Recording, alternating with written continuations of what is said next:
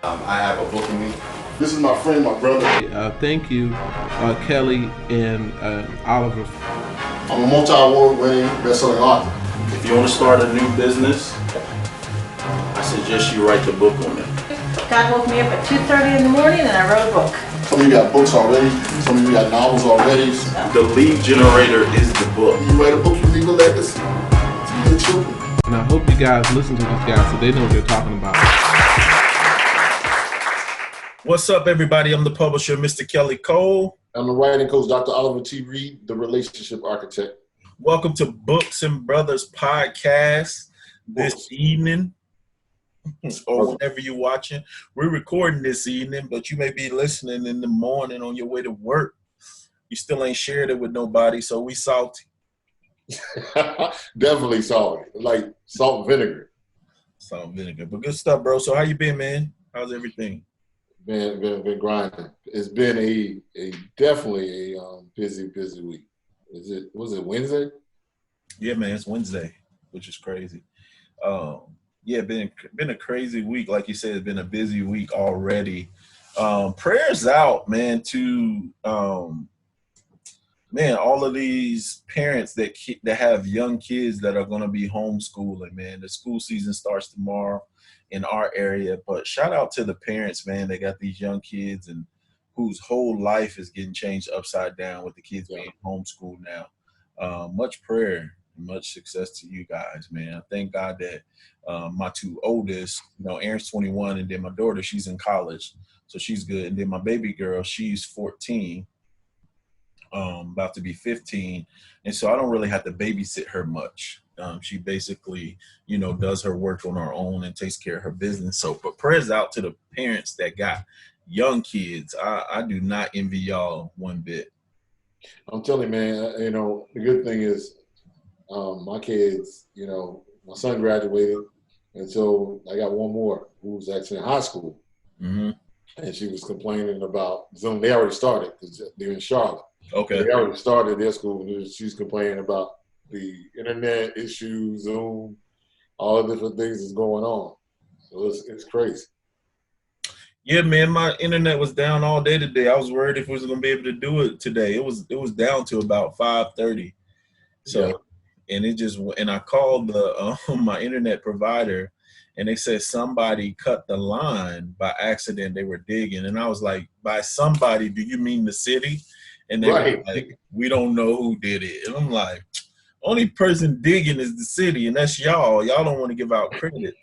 Right. We gonna find out about it. I ain't gonna let it go. So was that the whole area, or was it just your street? No, my whole area. Like, wow. Yeah, my whole area was out, man. So many people were out on the Virginia side because of where they actually cut that line at. So, what do your shirts say, man? Is that Oh, it says love is the new currency. This ain't my shirt. Shout out to my man in ATL. His name, he goes by double ATL. So if you like this shirt, if you're watching on YouTube or whatever, you want this shirt, I'll try to put it below. I thought it was your daughter's shirt. I thought it was a love.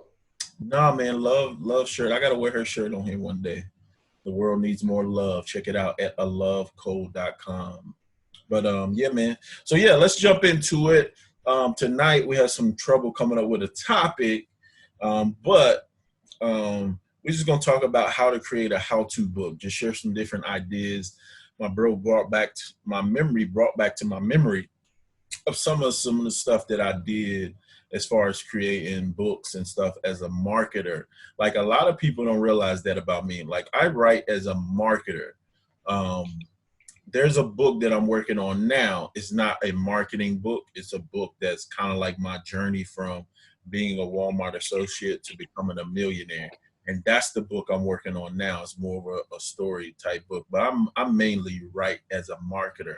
So I write books with a purpose or for a purpose. Like the last real book I released called Get Locked In, Mastering the Art of Laser Focus to Achieve Your Dreams and Goals. I wrote that book to release at the beginning of the year, 2 years ago, just to get speaking engagements to talk about focus and helping people focus, because every year, people have what they call New Year's resolutions. They have their goals and all of this stuff. And all of that is fine, but if you don't have focus, if you don't have laser focus, you're not going to achieve them. And that's Right. one of the gifts that I have. I'm able to lock in and focus on stuff and get stuff done. How are you able to do that, man? I think it came from, I spent a lot of time when I was young by myself. Mm-hmm. So I was always a dreamer. I was a daydreamer. I was a visionary. I remember like being in school. Like, it's funny, like we're talking about, you know, kids go back to school tomorrow. And I would always remember looking out of the window and just dreaming, man. Like I always just dreamt and had ideas and had plans, and I always wanted something better. And I always wanted a different life, you know? And I always knew I was special. I didn't know what I was going to be. I had no clue what I wanted to do. I wanted to be a football player. I'll say that. I wanted to go to the NFL. I always felt like my name had that special ring to it. Like, you know, like people say Shaquille O'Neal, Michael Jordan, Larry Bird, Magic Johnson, Kelly Cole. I always felt like my name had that ring, Kelly Cole. And a lot of people call me by my full name. They don't even say Kelly. They say Kelly Cole. Right. Which is cool. But yeah, man, that just came from over the years being able to decide what I want and make a plan and go after it. Real quick story. I guess this is a good way to kick it off. And I don't even know where this came from. The principal, I don't know how I discovered the principal at such a young age, right? Mm-hmm. So my baby girl, she's getting ready to be a freshman in high school. My freshman year in high school, I was playing freshman football, and I played defensive end, okay? Now, if you've ever played football, I was a lineman. I was a defensive end on defense, and on offense, I was an offensive guard, okay? And everybody wants to carry the ball. You know what I mean? Like, you want to score a touchdown. You want to hear people scream your name. You know what I'm saying? You want some glory. But as a lineman, you ain't getting no glory, right? So like I said, I don't know where this came from, this principle, but what I started doing before every game, and I start practicing this play of how I was going to score my touchdown from the defensive end position. And I would get on the mat and I would line up, get in my stance, and I would pretend like I'm hitting a guy. I would pretend he dropped the ball. I would pick up the ball, start running, get to the end of the mat, and I would flip and flip and envision myself flipping into the end zone, right? So you gotta picture this. Before every game, I'm doing this, right? And my teammates, my coaches is like, Kelly, what are you doing? I was like, yo, this is what's going to happen. He's going to come around. He's going to run to my side. I'm going to hit him. He's going to drop the ball. I'm going to pick the ball up. I'm going to run a touchdown, and I'm going to flip in the end zone, and I'm going to do my dance.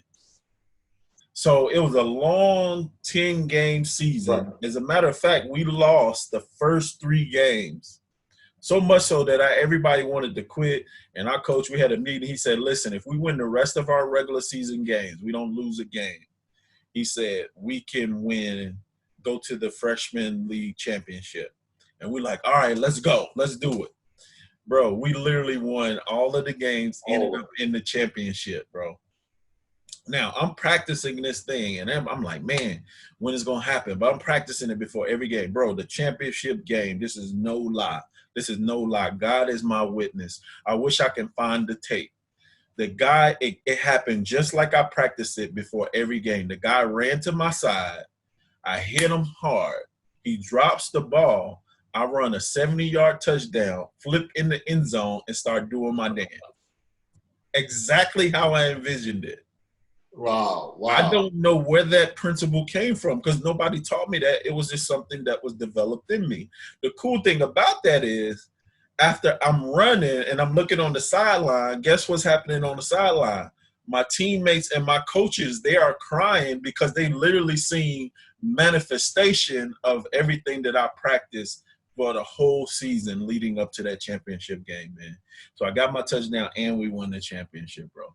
Wow. But that's, I mean, every time I hear that story, man, that's a powerful, powerful story. So you practice basically every day the same way. Same That's thing. so many different lessons, isn't that? That every day the same way. We're gonna do the same play. It's gonna be the same result. It's gonna be the same exact ending every time. So when the real game happens, it's not different than practice. Nope. I was ready. He ran to my side. I hit that fool so hard. He dropped the ball. I was out. I wish I could find that tape. Bro. I wish I could find that tape. Man, I would give anything. I would give anything to have that game, bro. But you We know, need that tape. We need that tape when you coming around. You came around there and you rocked him, picked up the ball, ran 70 yards. Did a flip in the end zone, and then did a dance, bro. I was like, dude, you know how you want to imitate like I thought I was one of the Bears. I thought I was doing the Super Bowl shuffle, bro. You couldn't tell me nothing, kid. The crowd went wild. The crowd went crazy. My teammates crying. Like, they saw a real life manifestation, bro. So I guess that's where that focus comes from, man. That's dope. That's dope. That's great. So yeah, since you came up with this topic, bro, kick it off. So what's your first? Yeah, we're talking about how-to books and how to write a how-to book, and we kind of injecting that back into the fact that people are going back to school and topics everybody's looking to learn. And so my biggest thing is that you could, at home, we try to keep everything relevant. We keep everything relevant on the show so that people can kind of get fit with the time. So my biggest thing is how-to is really looking at creating a book around this new normal or procedures of homeschooling. Mm-hmm. For example, like if you, I know that a lot of people I run into, Kelly, I don't know if you talk to a lot of people who, they run homeschools. But there's not a lot. I mean, there's some webinars and different things like that. But if somebody was to create a book of how to homeschool at this particular time, it used to be an option, but now it's a mandate. Yeah. So we got these everyday parents now who are turning into, you got to be the teacher, you got to work, and you got to do whatever. So if you create a how-to book around how to manage your work and also manage your kids' work at home, for example, 10 steps or whatever it may be, you can create a how-to book on how to deal with homeschooling at this time. Yeah, so 10 ways or 10 tips book, you know, perfect in regards to that. Like, and just look at, man, I'm going to share a secret. This is going to be my first tip. If you're looking for a how-to book or 10 tips book to create, just pay attention to what your friends, family, and followers are posting on social media. Like, look at the problems that they're posting. Look at, you know, what they're complaining about and create the solution. That's where you're going to find a lot of money in creating solutions to problems. Yeah. And just by simply looking at, hey, what's the problem? What's going on? What are you seeing over and over and over again? And, you know, for somebody who, you know, is good with kids, man, you can make a killing right now because a lot of these parents, they need help. Yep. You know, this is prime time for being a tutor. Like, these parents need help, you know, with these kids, you know, doing that virtual studying. So figure out what the problems are and create solutions. Like, even if you created mini ebooks, like I've shared with you before, like you can create an ebook per different question, right? Exactly. Now, just say if you don't have the knowledge, guess what you can do? You can interview experts with the knowledge. Like, I know so many teachers or so many retired teachers, so many English teachers, so many people with English degrees that if I wanted to create a book right now, all I would do is just interview them, transcribe it, boom, turn it into an ebook or a physical book, and it's done. That's my first tip, bro. That's great. I mean, and it's done because one of the biggest things, like you mentioned earlier in the show, and this happened to somebody I talked to today, they were actually sitting at home and the kids were online and the power went out. Mm-hmm. What do you do? Even from that standpoint, the power went out. So they was like, oh man, they're jumping on their phone using the hotspot. Yeah. And I'm like, you're going through these different challenges.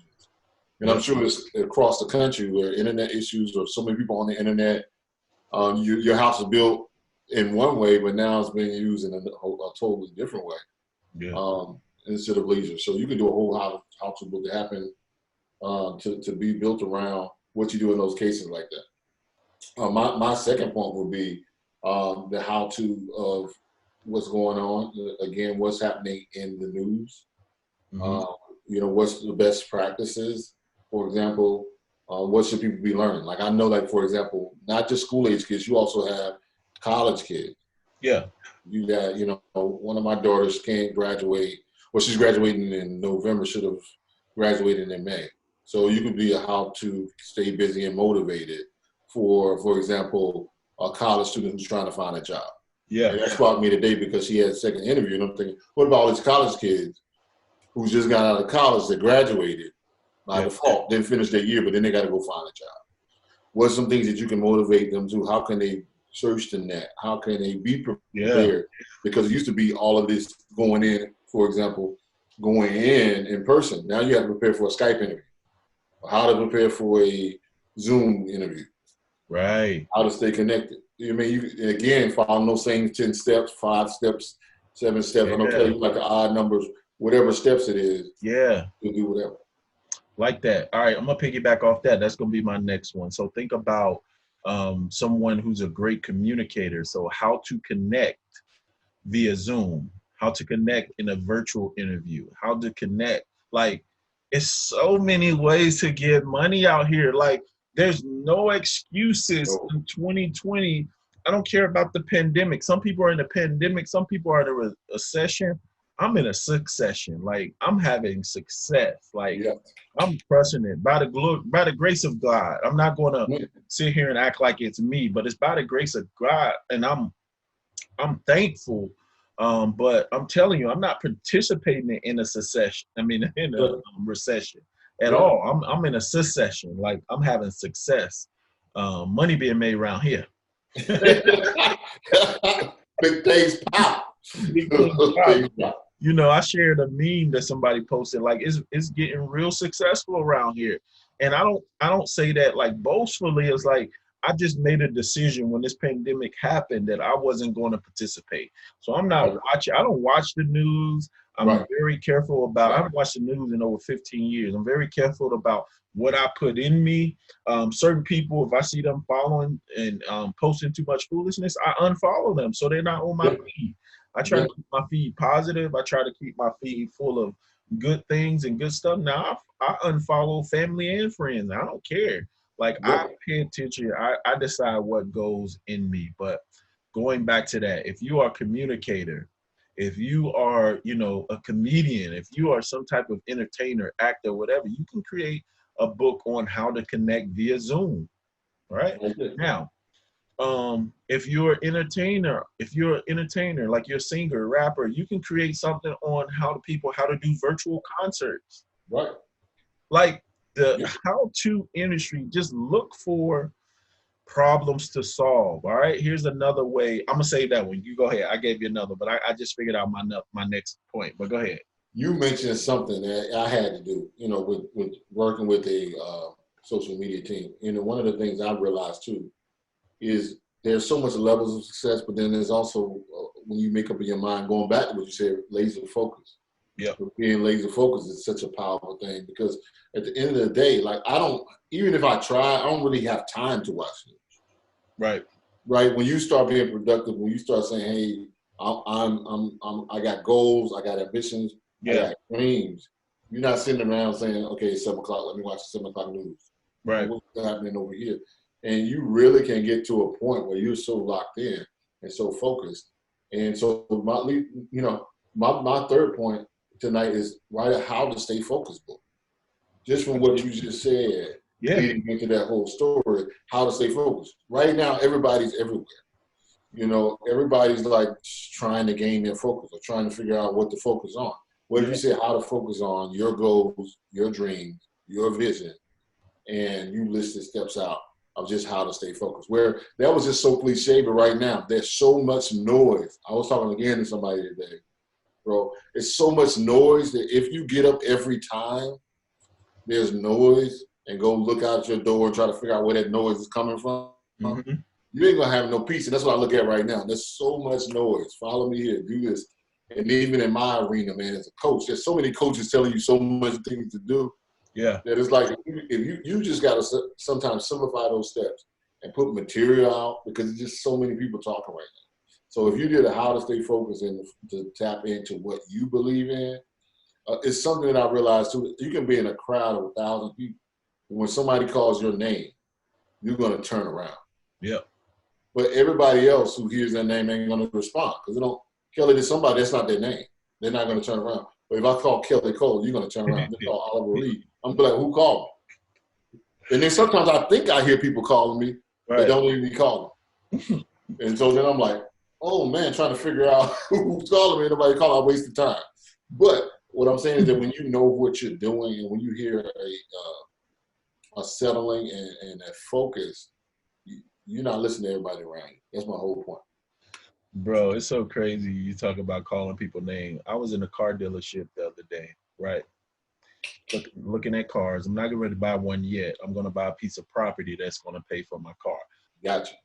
That's not even part of this podcast, but I just gave you something right there. Gave you a jewel. Drop a jewel. Get you an asset that will pay for your liability because a car is just a liability. And I'm just looking. So, but there was a guy I knew in there, and I don't know why I thought this joker name was Mike. He just looks like a Mike to me. And I've called this joker Mike for years and just found out his name is Todd. I felt so crazy, bro. I thought that joker name was Mike. That joker name Todd, bro. But anyway, yeah, that's very funny. All right, so here's my last one. This is all I got for y'all tonight. If you want to learn or want to find out what people are searching for in relation to how-to books that you can write about, all right, just go to Google, type in how-to, and guess what? It's going to drop down some suggestions of what people are searching for in relation to how-to. That makes sense, all right? Yeah. Now, even if you complete a search, so how to blank, what you can complete a search. If you scroll to the end of the page, it's going to have another list of how-to things that people are searching for. All right. Now you can go from Google, go to do the same thing on YouTube. What are people searching for on YouTube? All you got to do is put in how-to, and it's going to drop down some suggestions on how to, right? Now, if they're on YouTube and you create an ebook or you create a book on how to tie a bow tie or how to do blank, right? If you create a video that's going to take them back to or your book, guess what? You get an instant free traffic, especially if you label the video how to, right? Now, I've got some books out there. Like I said, I got so many books out there under ghost names that I forget. You know what I'm saying? Under pen names, not ghost names, under pen names. Like, wait a minute, what is one of my ones, like, I can't think of it because I had them out there. Football one, too. You did a football playbook or something? I did. I got a flag football playbook out there, and it sells like crazy. But there's another one that has how to in it. Oh, I got one. Bro, this is crazy that we're talking about this. I got one that I actually sold. Like I created the ebook, I created a whole website and sold the whole thing. I think I sold it for like $3,000 or something like that, right? But it was how to teach your kids math. I sold that years ago. Like, created the site, created the ebook, created everything for it, and sold it for about $3,000 years ago. So like I said, there's no excuses in 2020. It's so much money out here. There's so much opportunity. There's so many ways to get it. Like, I've forgotten how many ways like I've actually made money on the internet and continue to make money on the internet. Yeah. Like, it's crazy, bro. It's endless. I mean, the opportunity. Yeah. Opportunities is endless. And one of the things that got me, man, I'll just end with this point. You know, from a standpoint looking at this. If you want to do a how-to book, you just think about what you want to know how to do. Yep. Great point. You know, like I always think about ideas. You know, we bounce around ideas, but when you really start sitting down and say, hey, this is what I really want to do, and then research it. Because sometimes I'll just think of something and start researching. You know, if you know, just something across my mind, and in your research, you can just figure out what's my problem, what's my issue, what's my challenges, what I want to know. And my biggest thing is that, you know, I'm looking at, okay, I'm gonna drop a jewel here. How to? You have so many people who say, hey, how do I vote? Yeah.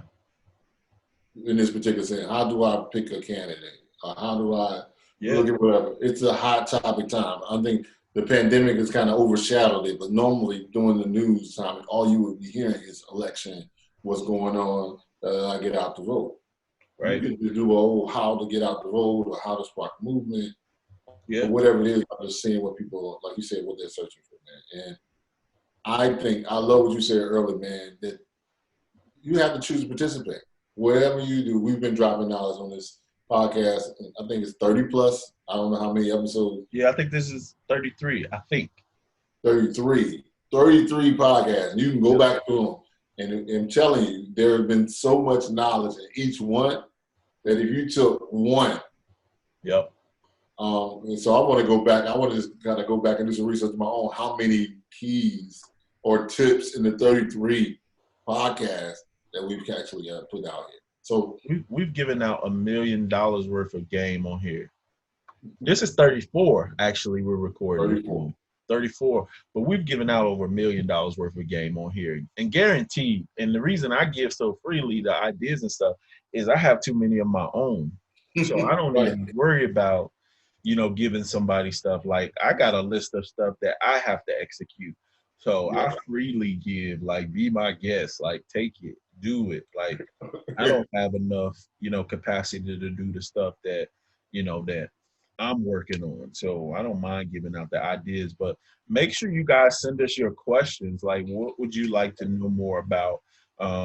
What would you like to learn? What would you know, what are your questions about writing or publishing?